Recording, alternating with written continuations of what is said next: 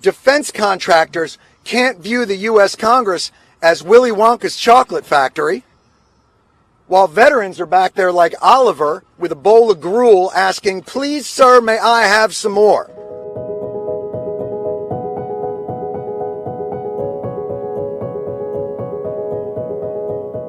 Our government does not hesitate to send our young, healthy men and women to fight the wars that they determine are needed.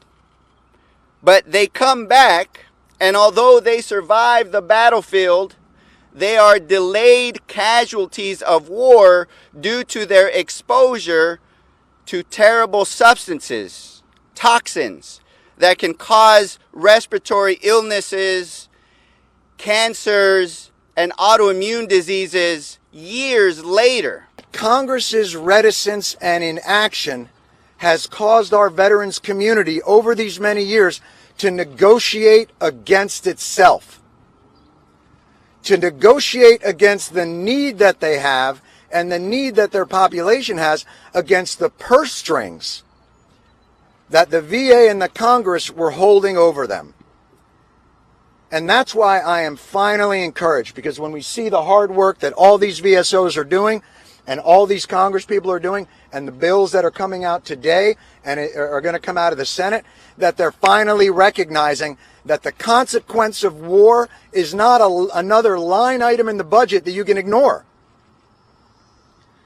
You know, to put this in the only terms that somebody of my age can understand, defense contractors can't view the U.S. Congress as Willy Wonka's chocolate factory, while veterans are back there like Oliver with a bowl of gruel asking, "Please, sir, may I have some more?"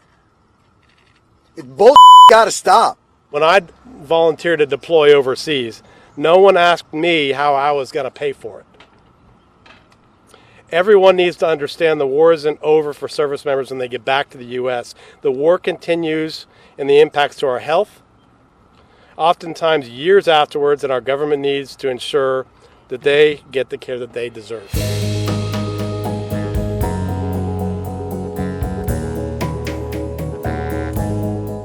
And if these bills can finally end this cycle for the veterans, and as Alex said, for future veterans, then we have to get this done. And the conversation should no longer be about, do we have the need, and should there be presumption? It should purely be the House and the Senate and the VA and the President of the United States getting together to talk about how to implement these programs efficiently and smartly so that these veterans finally get the care. And so these guys have put in place a framework that's going to address this injustice for good.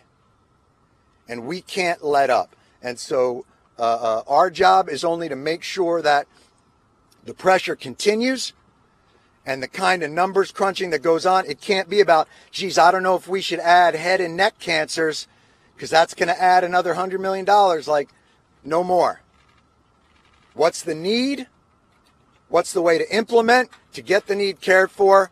And let's get the damn thing done. So thank you all very much, and I really appreciate it. And I'll introduce partner in crime, Mr. John Field.